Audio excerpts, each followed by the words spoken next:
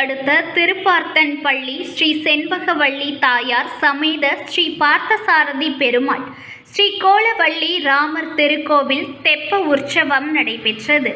இதில் திரளான பக்தர்கள் கலந்து கொண்டு பெருமாளை தரிசனம் செய்தனர். 108 திவ்ய தேசங்களில் 40வது திவ்ய தேசமாக மயிலாடுதுறை மாவட்டம் சீர்காழி அடுத்த திருப்பார்த்தன் பள்ளியில் அமைந்துள்ள ஸ்ரீ செண்பகவள்ளி தாயார் சமேத ஸ்ரீ பார்த்தசாரதி பெருமாள் ஸ்ரீ கோலவள்ளி ராமர் திருக்கோவில் அமைந்துள்ளது.